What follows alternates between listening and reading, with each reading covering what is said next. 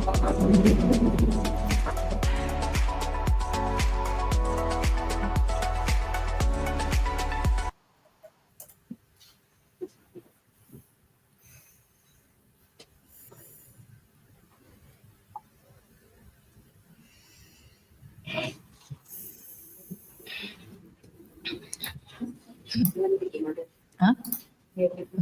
Ke toilet. Boleh dengar ke? Saya dah nampak skrin dah.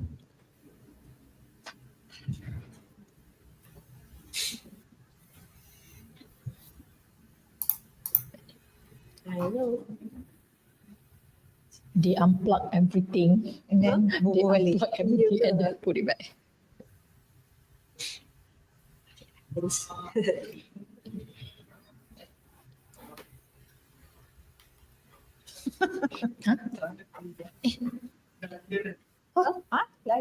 Okay, right. Okay, Bismillahirrahmanirrahim.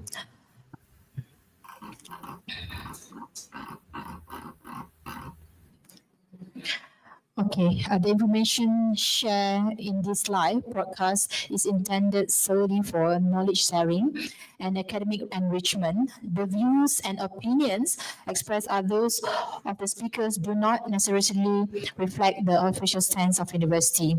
The university shall not be held irresponsible for any comments or opinions made or conveyed by the panels. The sessions of book talk with authors is brought to you live from the Petra studio UiTM Inshallah. For your information, this program aims to promote a culture of knowledge and serve as a platform of sharing insight and expertise among professionals and experts in their respective field. The Book Talk with Author series also serves a platform to support UiTM Press in promoting its latest publications, bestseller, whilst also contributing to the vibrancy of the national scholarly publishing industry. Before we continue, I would like to share a little information with all of you today. Today's program is actually part of the national initiative called Program Telaah. It is a special effort by the Ministry of Higher Education together with public universities across Malaysia to promote readings, critical thinkings, and academic discussion among universities communities.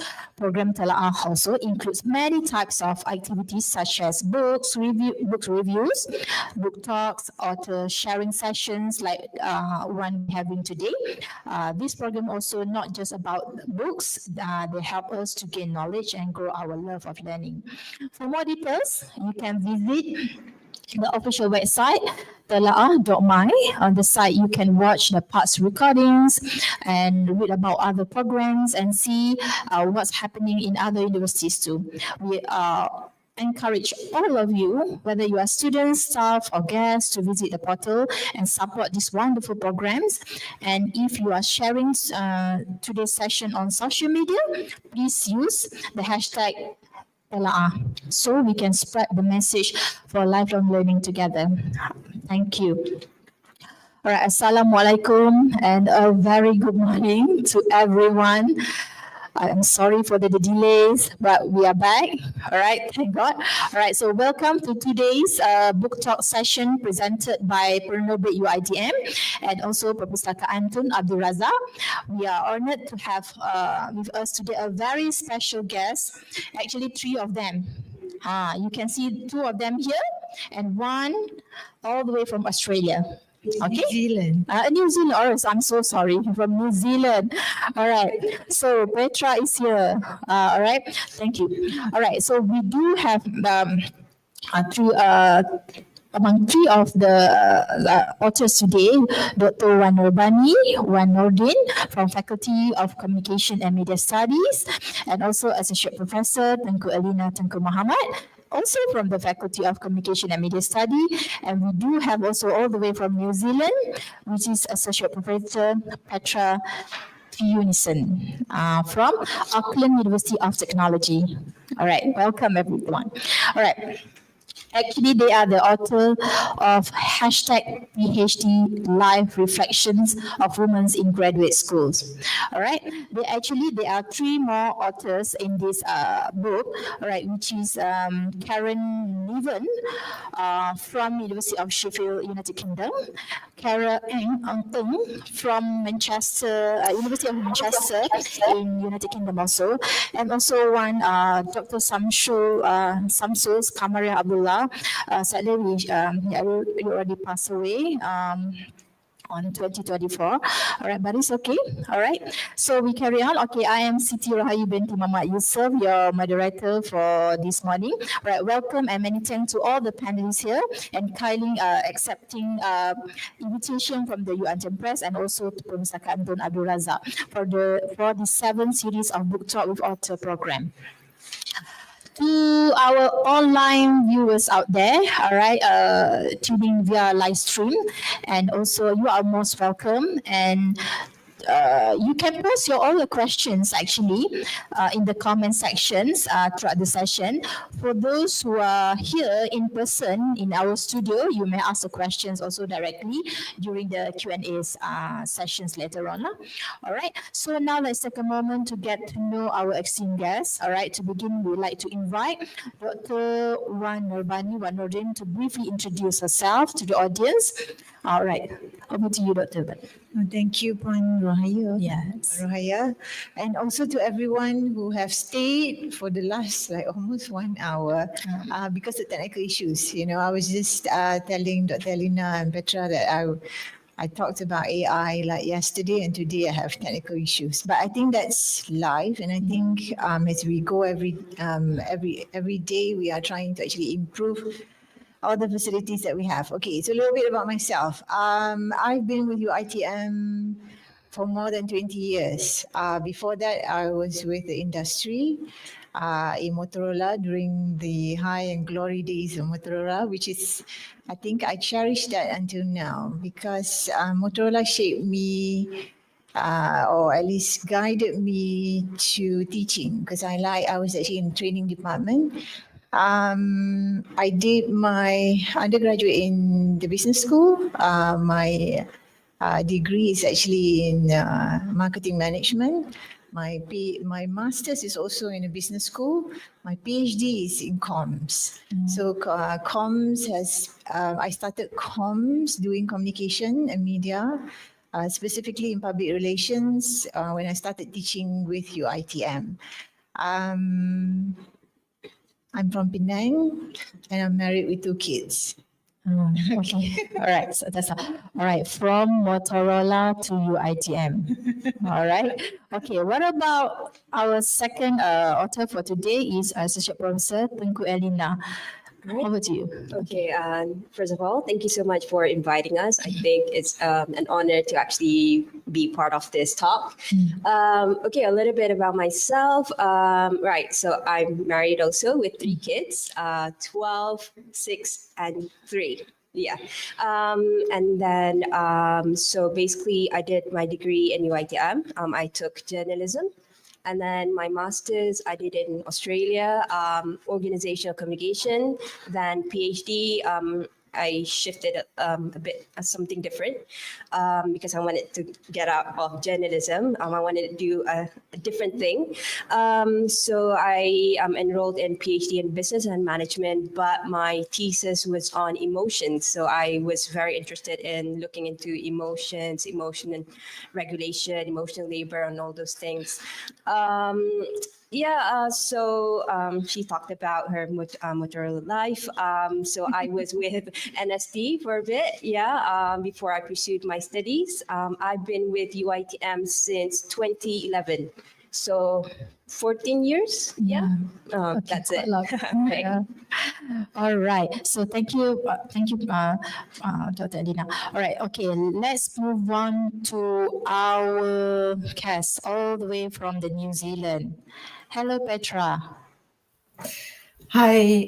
The good news is, with all the waiting, I can actually hear you very well. I hope you can hear. I hope you can hear me as well. Can you hear me? Can you hear me? She can hear us, but we can't hear her. Can we? Okay. Oh, well, yeah, she can. You can hear us, right? Yeah, she can hear us. I can hear you very well. Yes. Technical issue. No one can hear me. Okay, I think that's all from Petra, is it? All right, okay. Thank you. Thank you, Petra. Thank you for making the time to be part of these book talk sessions. It is a real pleasure to have you inside share with audience, and we look forward to engaging and inspiring discussion with you. All right, without any further delays. All right, we don't want any delays, all right? All right, so let's begin with our first question to Dr. Norbani. All right, so Doctor, can you share with us where the idea or inspiration for #PhD Live? All right, what inspired you to create this book, and also what brings together all of you actually? Okay. Actually, it started when I was talking to Petra. I think Petra was the one who suggested that maybe we should write something about our PhD journey. And then I think we were just talking about it, and then I talked to Elena, and Elena talked to some other people, and then we talked to these people. So it's sort of, actually initially there was I think about 8 or 9, but then, they dropped out because documenting what you have gone through can be, I think it can be a challenging task for some, especially for us when we are teaching. And then to recall back what will be some of the things that's important, I think that somehow proved to be a bit of a challenge for some. So ended up there's 6 of us, I think. 6 of you. There's 6 of us who stayed, and somehow or another we pursue this. After a few years, we managed to publish it, but it's actually Petra and I, we talked about it. We should write a book about what we've gone through, because she did hers, I think, many years before mine, and then I did mine, and then Elle did hers, and then the rest are all from different backgrounds. And we are not from the same generation, so there are some millennials, there's some Gen X.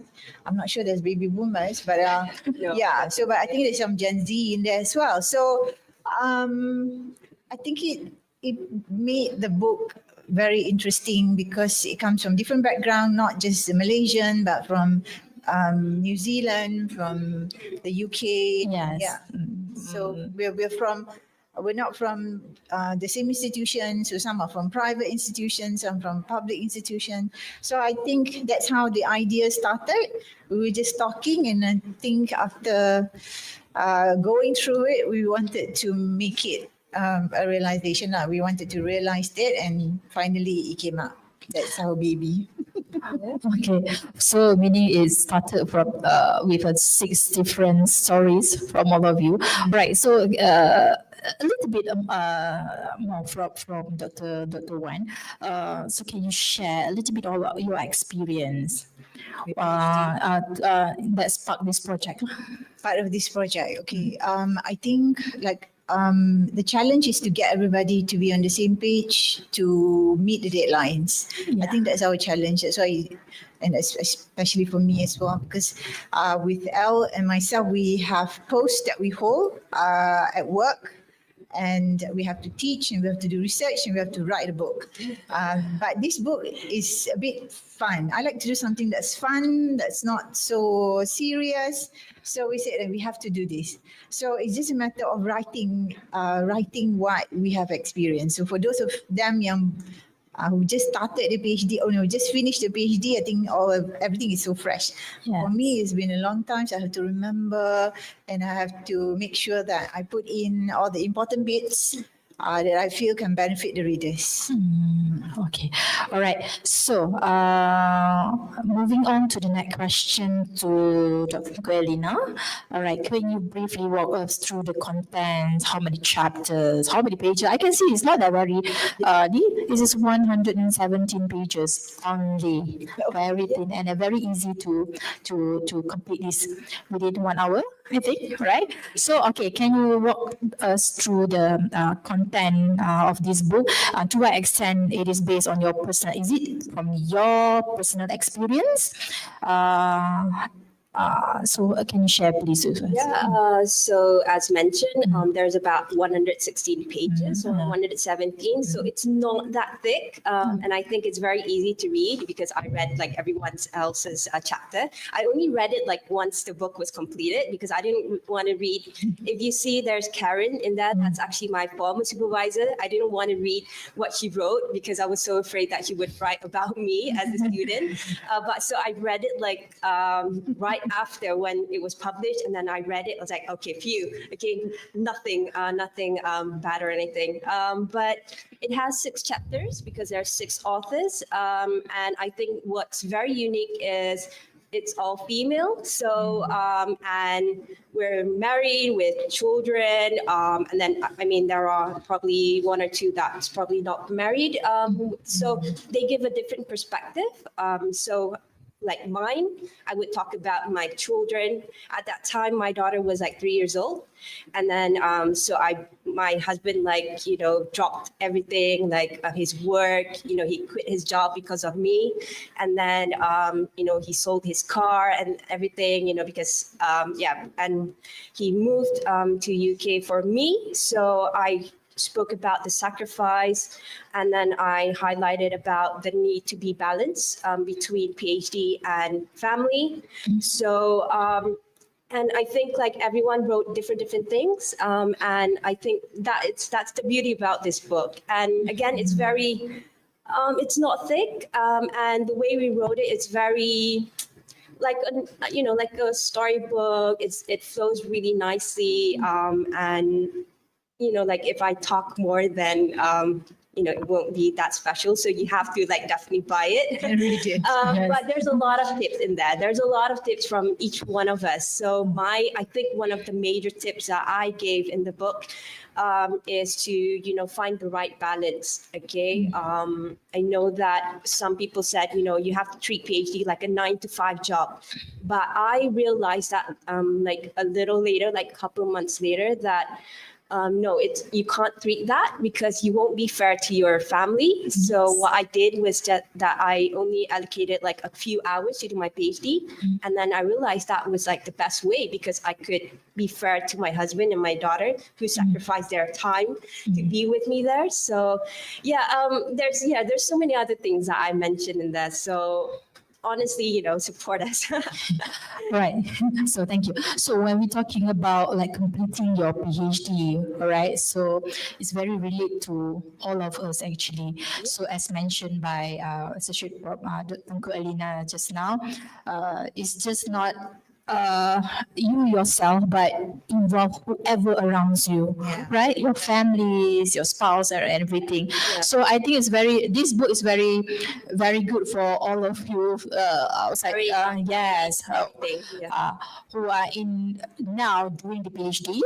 All right. So and also for those who are planning to do the PhD. All right. I think you should get this book and read it, and then you can get the information from their personal experience. I don't know, because we have a different kind of what we talk about journey. Yes, journey. Yeah. Our journey is different from each other, right? So if you want a piece of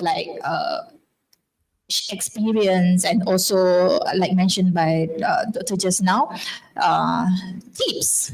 All right, that's the important things about this book. More tips. All right. So is it work-life balance here? We are talking about work-life balance. Yeah, I definitely highlight the importance of work-life balance. All right. Okay. So you can get this book. All right. So moving on to the next questions. All right, so we are going to ask Petra. Okay, among all chapters, there must be significant challenges during writing this book, right? So how did the process of producing this manuscript begin? Perhaps Dr. Petra could share your experience with us. Over to you, Petra. Thank you. And sorry for not introducing myself earlier. I could have said quite a lot, but I think it was fun to write, actually. And it was really nice when Dr. Wan asked me to write it because it's I approached it like a creative piece of work. When you write an academic article, you often have to, there's a lot of citation, there's a lot of reading and a lot of, argumentation that needs to be developed. And this one was more like, this is my journey, that's my story, and I'm sharing it with you.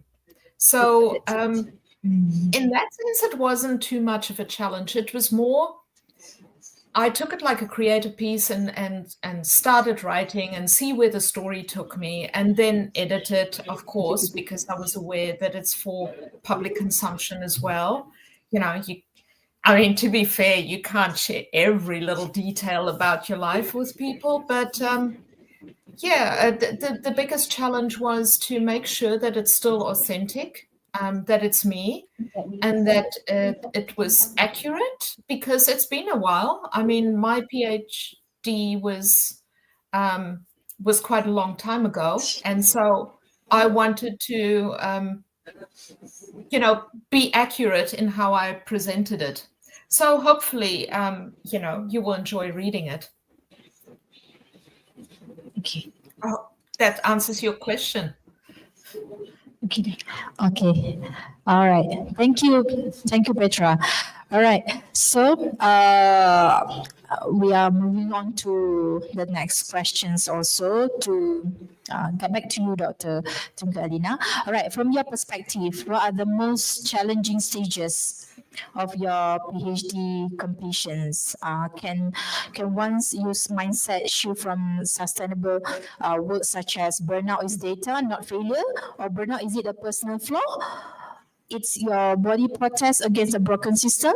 Please comment on that. Wow. Okay. Right. Burnout. We're talking about burnout. So right. I think the hardest stage of PhD is probably in the middle, because like we're working on your thesis like in the middle, and then I think there's always that thinking, when does this end? When does this end? And then whether you're in the right direction and all that thing. And then there are times that you would feel burnout, but you can't treat burnout like it's a bad thing. I guess it's a sign to kind of like tell you, you have to do something about it. You have to notice it. So, when I did my PhD, every time I completed like a certain milestone, I would go on a holiday with my husband and my kid. It's always somewhere with snow. I mean, it's very important to, before you feel something, towards your PhD, you just have to like stop and then do something else, and then shift your focus, and then continue with your work like a couple of days later with your fresh eyes and stuff. But yeah, I think definitely, the middle second year would be the difficult part. Okay. And you said burnout is a data. It's again, like I said, it's something that you have to notice, and then and don't see it as something negative, and do something about it. There's a lot of things that you can do, whether you enjoy, like she enjoys hiking, watching a movie or anything, holiday, do something about it, and then come back and then work on your thesis. I hope I answered the question. Yes. We want to do a PhD with snow. All right. With the Malaysian weather, we want to do a PhD with snow. All right. So that is Dr. Tengku Elina's experience, right? So how she handled burnout and everything. So that's how we overcome all the problems and everything. All right. So I'm moving on to next question to Dr. Wan. Okay.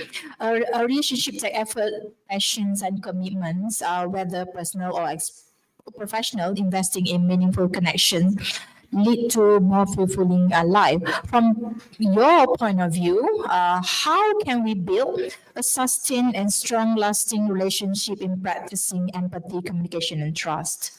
Okay. How we do that? I think I'll relate back to the PhD journey, because throughout the journey, I was pregnant with my last child, and like raising a child, it takes a village. Doing your PhD also takes a village. A lot of the, I think there's like two of the people that helped me in my journey have passed on. So these are the people that I met in New Zealand. Petra was actually my supervisor. We've been friends for like, what, 15 years? Okay, 15 years.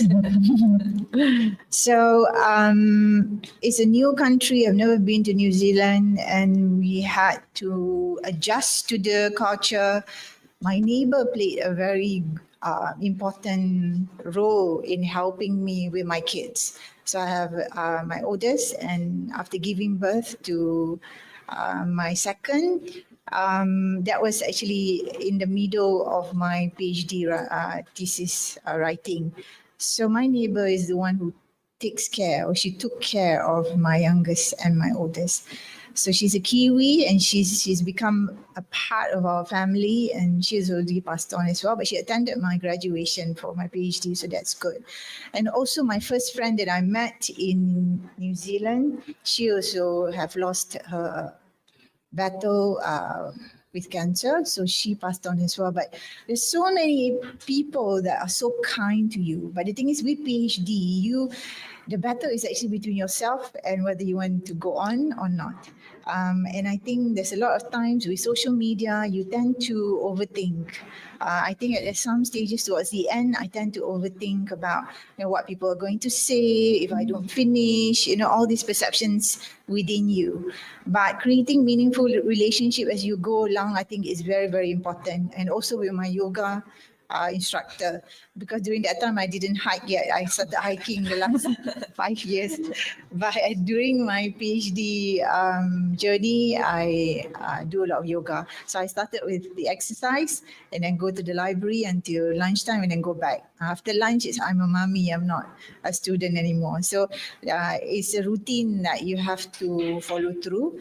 And yes, when it comes to sustaining that relationship, it's like I kept in touch with all these people until after my PhD journey is over, like with Petra, for instance. And also these are the people who have gone through a different journey, but maybe for the same purpose. So they are the one that can, give you advice, ask you to move forward when you can't see the light at the end of the tunnel. So they say, this is normal. This is, part of the journey. You just, keep on moving in the dark, but sooner or later you're going to see the light at the end of the tunnel. Yes. So talking about her experience, all right. So like you mentioned just now, it took a village to help you to get a PhD, all right. Yeah. So this book, I think, is very inspired, and also will give more information on how to handle, not to give up. Right, because as you can see just now, Tengku Elena is with her experience. Dr. moved to the UK, and then Dr. Wan also have experience pregnancy. Is it pregnancy with her younger daughter, and also whoever involved in that process to completing your PhD. So I think this is very good to inspire us. All right. Okay. The road to PhD is a marathon, not a sprint. All right, not sprint, but with the right spirits, it's definitely worth it. All right, so based on your experience itself, please comment, Dr. Tengku Elena. Right. Yeah, I mean, PhD is definitely like a journey that you need to really experience. Okay, you have to like love it and feel it. Okay. And if it's a sprint, like you would want to like finish till the end and then not really experience or like deepen your research and stuff.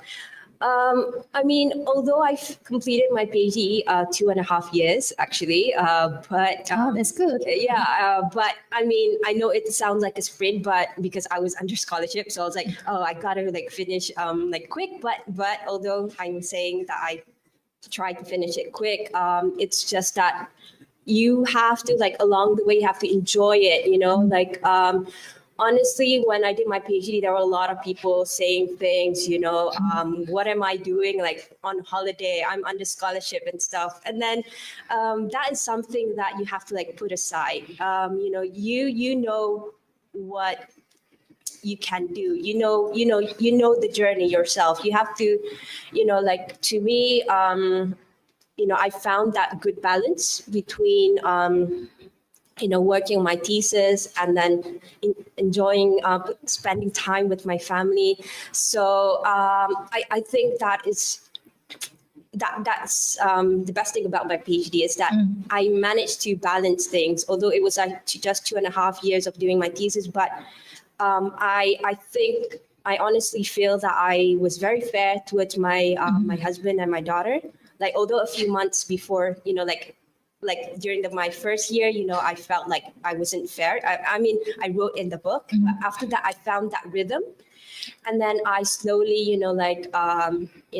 like she said, like after like lunchtime, you're a mommy. And then that's me also, I also mentioned that. It's that after I picked up my daughter, like it's family time. I take out my daughter to the park and stuff. So so it's not a sprint, I know a lot of people are pressured to kind of like complete it very fast and stuff. I mean, yes, we have a timeline, but along the way, enjoy it, love what you're doing, love your topic.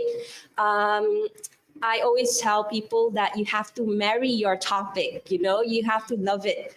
Treat your topic as a marriage, like if you hate it, like along the way, then there's going to be an issue. So, I mean, there's more things I wrote in there. All right. But it's definitely take it slow and steady. Know your rhythm. Know your body. If you're too fast, then you will face the burnout that we mentioned earlier on. So, love the journey. Right. So when we talk about balance is hard. Yeah, balancing is hard actually. Maybe with the tips that already been by Dr. Tengku just now, you have to like really balance. See, when in the morning you are students, in the evening you are mommy. So that's kind of things that you need to dinner. So for further readings, you must get this book. All right. So Dr. Wan. All right, what was the process in collecting or editing the reflection of this book lah? Were there any challenges getting the contributors to share or any personal experience lah that you go through? You and your team go through actually. Yeah, but actually, Elle and I, we started editing. But I think there's not much challenges because we work very well with UiTM Press. So UiTM Press suggested that we get a proofreader. So Prof. Datin Hajibah was the one who decided to do for us. So and after that, it was all because all these people, they are teaching in a university where English is the medium of instruction. So there's not much editing there, maybe just to, polish it and make it a little bit more nicer. But I think editing wise, putting it, I think the most difficult process is getting everybody to submit. Yeah. That's right. Once they start, we already have that thing in front of us. So it's all smooth sailing. There's nothing much. Yeah. All right. So that's the challenges lah. It's when we involve so many authors in that publication to get everybody to be on time, right? It's not that's one of the challenges lah. All right. So Dr. Petra, we want to ask you questions. All right. So, Dr. Petra, what are some common challenges faced by the women in graduate school as shared in the books, and how did contributors deal with the issue like burnout or gender bias? Can you comment on that, Dr. Petra? Over to you. I think the common challenge that women have is that they're also responsible for caregiving in the families. And so I think the most helpful for women is when they have husbands and family members who can actually support them and who are very keen for them to continue on their journey. I think that's one of the most important things that women in graduate school actually helps them. I know that's the case for me as well. I mean, when I was doing my PhD, my husband was there and he was very supportive. He was also doing his PhD. I was fortunate that I did not have children yet. I suppose that's fortunate because I didn't have that extra care that I had to give as well. But yeah, I think one of the biggest challenges for women is the caregiving responsibility as well as the imposter syndrome. That's, of course, the other thing as well is you feel, maybe you're not good enough, maybe you're not going to get there. But I guess that affects everyone in PhDs as well. So I hope that answers your question.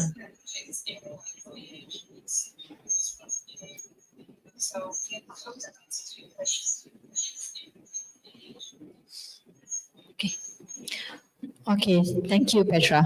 All right, thank you. All right, so actually the next question is for all of you, all three of you.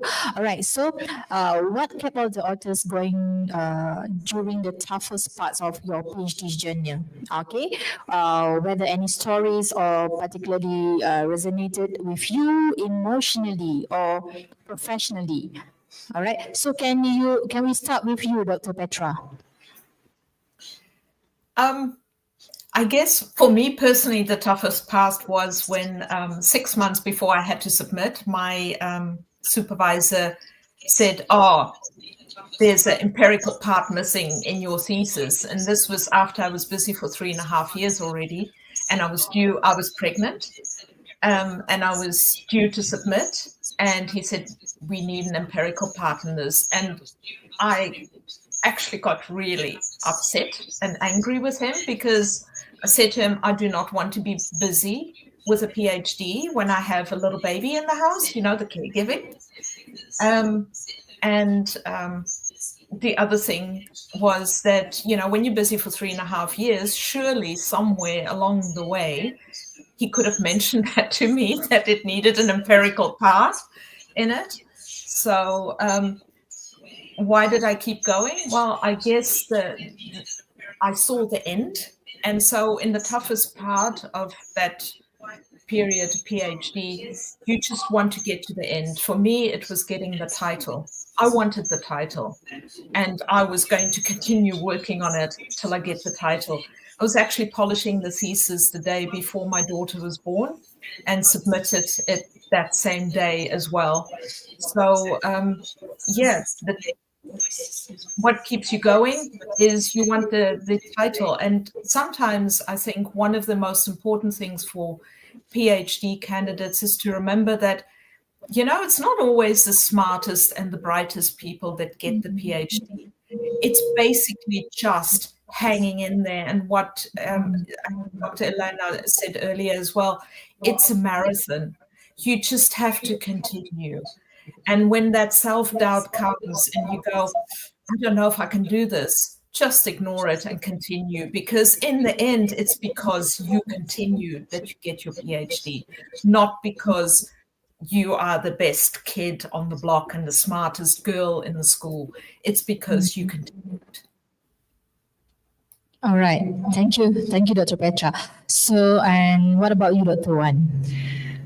I think writing the thesis, I don't find any, like such a huge challenge that I can overcome. But I think, similar to what Petra mentioned, I think about a few months before I submitted my thesis, my second supervisor asked me to change my methodology. I wasn't upset, I was calm, but Petra was more upset than me. But I think because I know that method, grounded theory is new, but I have been, sleeping with it for many, many years. So I feel that, this is the right methodology. So we went ahead with it. I had a good viva. My most challenge is the correction after, because I had to come back And being a single parent, because my husband stayed and I have 2 kids with me and had to work. I was the deputy dean at one time, juggling between that responsibility as a mother and also to do that just small correction. It takes a toll on you. And I feel I had a few series of heart palpitation. I had to go to the clinic because I couldn't juggle. Work was the whole day, and then I come back, deal with my kids. 12 o'clock, then I got to go and see my correction. So I couldn't do it. It was really, really hard. And I think that was the hardest part in this whole PhD journey for me. But I'm glad that, like Petra said, it's not about the smartest or the fastest. It's about, you have to hang in there. It's not about even balancing. Balancing is just, on a pole you balance, but you have to juggle at the same time. Yes. So I guess if you hang in there, doa, I think, and also my parents' doa also, I think somehow contributed a lot to my success, and of course my husband with the support and all, have resulted in me finishing it, and that's it. I don't want to look at it anymore. Okay. Dr. Tengku, how emotional the PhD journey for you? Yeah. Okay. So I think, like when I started off my PhD, I think the toughest was like you tend to compare what your other friends were doing. Yeah. So like I remember like during the first week of our PhD, we had to present all of our topics. And then there was this like one Middle Eastern guy, he said he was doing, I can't remember what it was, but then he said after his PhD, he's going to present his thesis to his prime minister. I was like, whoa, that is massive, and then my topic was, I felt like so small, like I'm doing like a very tiny thing while he wants to change the world and stuff. So it kind of like made me feel really pressured. And then it kind of like made me think, is this like the right topic for me? I'm not doing something major. I'm not changing the world or anything. Do I have to change the world and stuff? And then, like, my supervisors were the one, and then there was this also professor saying, you're not winning a Nobel Prize or anything. It can contribute a little part of your, what you're doing. So after that, once I locked in my topic, then everything was smooth. Writing wise, Alhamdulillah, everything was great because, again, I loved the topic. I'm married to that topic. Every day I was so curious about my topic. So writing was good. But there was something that I didn't write in the book because I thought it wasn't that negative. But along the way, my supervisor went on leave. She was pregnant. And then for a year, her pregnancy leave was like a year. So for a year, I didn't have a main supervisor. But my second supervisor was super, very supportive. So she kind of like backed it up. Yes. But she gave birth twice. So for a year, and then during my viva, she was there. And then she left for another year. And then so she was like a year MIA for a year. But again, my second supervisor was there to actually support it. But of course, I love Karen again. I think, those kind of little obstacles in life that you may encounter during your PhD, but you will definitely overcome these obstacles. And I think, like at the end of the journey, although we're talking about something negative, but then one of the best feeling I had was during my viva. I was pregnant with my second daughter. So the age gap is like 6 years. So I think that was like the best thing. Like, not only did I complete my PhD, but I was also going to give birth to another daughter. So that's just amazing. PhD is, again, different people, different journey, but, I enjoyed mine. I definitely enjoyed mine. Yeah. Yeah. What a journey for all of you. Yeah. All right.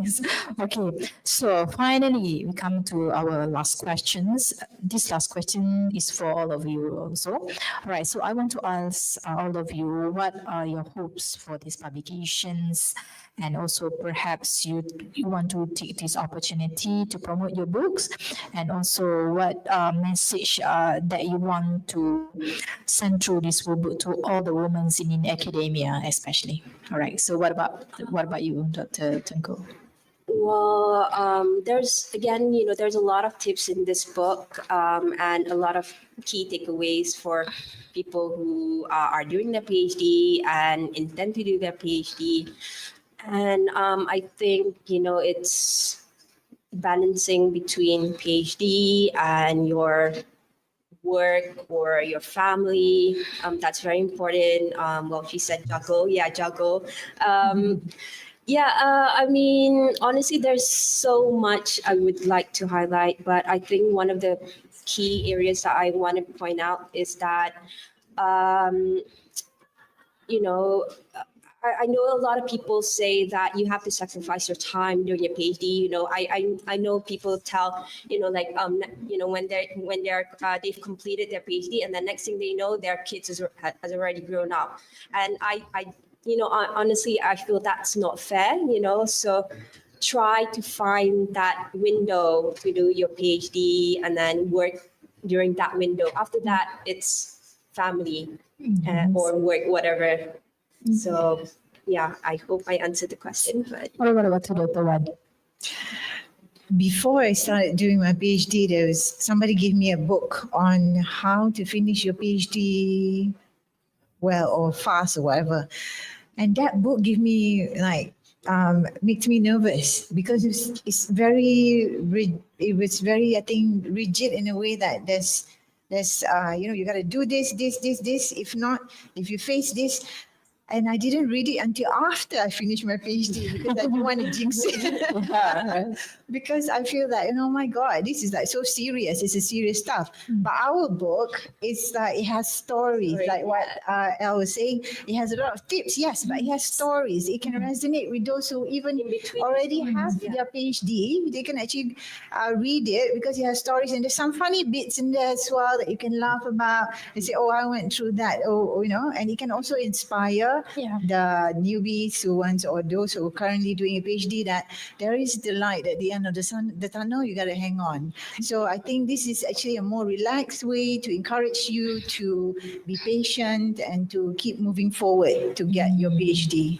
Oh, okay, that's different. Okay, one last time, Petra. So, how you want to promote your books? I think the most important is to remember that these are all different stories from different people, and I think we can learn a lot. Find the story that resonates with you, and see that as a role model. I mean, don't look at stories that you go, oh, I can't do that. This is not me, and every person's story is different. And when you read these, you realize that your story is unique as well. There is no right or wrong. You just need to do it. And very true, you need to live in the moment as well. Your journey is not your life's work. It's a destination. Halfway through, you do it, you get your title, you move on, and you do other things. It's not, don't make it so big that it becomes all-consuming. It shouldn't be. Okay, thank you, Petra. All right, so I'm looking forward, and I hope all of you also looking forward to buy this book. All right, so for those who want to buy this book, the printed book is available for the purchase on Shopee, and books also book capitals only for 40 ringgit, and it is also sold at UiTM Press Bookstore in UiTM Shah Alam if you are interested in the ebook versions. All right, so you can purchase on the Minds apps for just 36 ringgit Malaysian. All right, so thank you for all the panelists, and now we're also taking questions from the Facebook. Okay, we got one question for the Facebook. Okay, hi, Dr. Petra. Petra, this is for you. Was writing the books for cathartic process. Did it offer any new insight into your PhD experience? Over to you, Petra. It's a very interesting question. I wouldn't say it's a cathartic process. It is interesting because when you do start writing, because I just started writing and edited after, you realize how that the for me, it was that the PhD did not start at the moment that I enrolled with a PhD. It started way, way back with encouragement of my parents and specifically my mother, who encouraged me and always thought that I would end up doing a PhD. So every step of the way, your path leads you somewhere. So I think we need to recognize the people that also have supported us and guided us to get to that point. I mean, one of my big supports is my husband as well, who supported me. So you realize that it's not just your achievement, it's everyone around you. So in some ways, even though you get the PhD and you do all the work, the people around you are the ones that support you. All so right, I hope okay. that kind Thank you. of answers Last question from Infinite Geekers. What a name. All right, do we have more questions? Okay, one question from our YouTube viewers. All right, from Nur Hidayah Yahya. Hi panels, I have questions. How we want to build a healthy relationship with our husband while finishing the PhD? All of our panelists have husband. So these questions, okay, maybe we can start with the Tengku, Elena. Yeah, all right. So, How was it? honestly, I think I was very fair towards my husband. Hopefully, he feels the same way. I mean, like I said, like I did so before like the first few months, I realized I followed people's advice, do your PhD like 8 to 5. So I did that. I went out to go to uni like before my daughter woke up. And then I came back only for dinner. So it felt so wrong. So every day I felt like so guilty. So, I mean, like after a couple of months, I realized, no, this is not good. This is not fair towards my daughter, towards my husband. Again, like my husband sacrificed everything just to follow me. So what I did was, what we did was we dropped our daughter together at the kindy, and then we had breakfast together. After breakfast, he dropped me at uni, and then when it was time to pick up our daughter, at 1-ish. So I had like about 5 hours. So we picked up our daughter together. And then after that, we spent time the rest of the day together. So I think that is very healthy. So I had that 5 hours of window to do my thesis. And then when I look at my watch, let's say it's 12 o'clock, I would also always like, oh no, I have only another hour to actually, work on my thesis. So speed up. So I speed up. And I think, it's good. So on weekends, it's no PhD time. Weekend is family time. So like after 1 is family time, weekend is family time. So, and alhamdulillah, it worked for me. Amazing. Again, like, although this is PhD, not sprint, but I managed to finish within 2.5 years. Mm-hmm. So I guess it worked, so it worked for me. And no complaints from my husband. Okay, so I think he enjoyed his time. So find that balance, be fair towards him because he's also, part of this journey. All right. Oh, okay. So maybe we have one more question from the YouTube. One more question from the YouTube viewers. Oh, how to pronounce the names. Okay. What motivationals all of you to keep going through the PhD course despite every burdens and obstacles that you are facing just now? Actually, they already elaborate more. But maybe you just, maybe Dr. Wan can conclude for the viewers that ask the questions, how you go through all the burdens, all the obstacles during PhDs. I think the very intention of doing the PhD in the first place is for you because you want to finish it. In our faculty at the point of time, there's this stigma. If you come back without PhD, maybe people don't look at you that way, but I feel that people look at me, she's back without her PhD, she will belong to that group of people who didn't finish, because at that point of time, I think there was a few of us that didn't finish. So I think that somehow the idea, but I think the idea of it started at the very beginning. When you want to start your PhD, you want to finish it. So no matter what, I told myself, there's this art of visualization, of course, followed by your prayers and your dua and everybody else asking my parents to dua for me, that you visualize yourself on stage getting your scroll. So that's what motivates me. And also when you have kids, you want to be a good example to your kids. So you should finish something that you've started.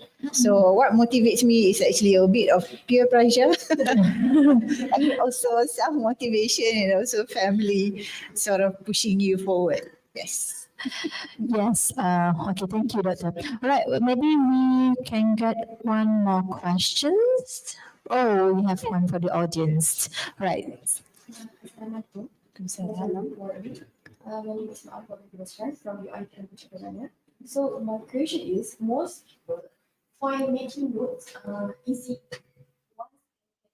Okay, but for me, they perceive pressure to write formally for a thesis chapter or junior articles, make the process feel stressful and also difficult. So my question is, how to start worrying about the proper writing at the note stage? Okay. How to start again? Sorry? How to start Worrying? Right. To stop worrying. proper writing at the note stage? At the Node stage. No, that means at the beginning, before you even started writing. So now you're talking about writing a thesis or writing a journal article?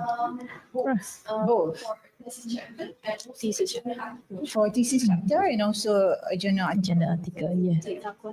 tips. How to not worry. Do not be worried. Yes, How not to be worried. yes, because what I would tell my PhD students is that when you write your chapter, you are focusing on thesis. But writing for thesis as compared to a journal article is very different. Thesis, you can go as long as you want, you can elaborate everything. Journal article, you got to condense it. That's the challenge. But at the note stage, or at what you're saying at the beginning, what I would suggest is just write anything that comes to mind, provided that your literature review supports that topic. Because kalau you write everything that comes to mind, walaupun benda tu dah dibuat or have already been made or have already been written, there's no point. So try to read through first on that particular topic that you're interested in, and you see that there's not many was done in that A topic. So you, in that A topic too, yang you write lah, you just don't worry because there's Grammarly, there's a lot of things that can actually help you now with ChatGPT. You can get them to actually polish. I didn't say go and take anything else, polish whatever it is that you have done, but you have to do a little bit of work. The research has to come first to give you some sort of confidence that this particular focus is actually, there's not many research being done in it. So you baru you fikir, lepas tu masa fikir tu tak payah worry lagi I rasa. Kan? I know it's a bit nervous, it's nerve-wracking. It took me, I think 2-3 years after my PhD baru I want to start writing again. Because after writing for many years. So yeah, I think it's normal because you're still young. You are in your undergraduate, huh? Yeah, okay. So I think, after a while, you get used to it. But before you start writing with no written though, you can somehow ada buat research dulu. A little bit of research to see whether the topic is a good topic. Then you can start writing. And then later baru worry about grammar, worry about, whether the data is enough or whatever. But I think the idea of what you want to do too, you can actually start writing first. I just took the liberty of answering after. All right, so just do it first. Do it first, right? All right, so all right, okay. Well, we have now come to the end of our programs. On behalf of UiTM Press and also from Mr. Kantun Abdul Razak, I would like to extend our best wishes to Dr. Wan, Norbani, Dr. Tengku Elena. Over to you, Dr. Petra from New Zealand, and all the teams in that publications. May you continue to produce more high quality and scholarly works that meet the needs of scholarly at large. Okay, once again to our viewers out there, all right, who are interested in getting a copy of this book, you may purchase through the Shopee and My Book Capital for only 40 ringgit. And it is also available at UiTM Press bookstore. For ebooks versions, it's available on Mind Apps just for 36 ringgit. All right. So on these occasions, I would like to express our heartfelt appreciations on behalf of UiTM to Perpustakaan Tun Abdul Razak for providing us the space and opportunity through the book review with UiTM Press program to promote our published titles, and we hope to meet again in the future. All right, as your moderator, I sincerely apologize for any mistake and shortcoming in my words or conduct throughout the sessions, and all is that goes from Allah Subhanahu wa Ta'ala. Okay, take care, and until we meet again, inshallah. So, Assalamualaikum warahmatullahi wabarakatuh. To our studio audience and online viewers, you may scan the display QR code to record your attendance and receive your e-certificates. Thank you for attention. Thank you again. Thank you, Petra. Bye. Thank you. Thank you again.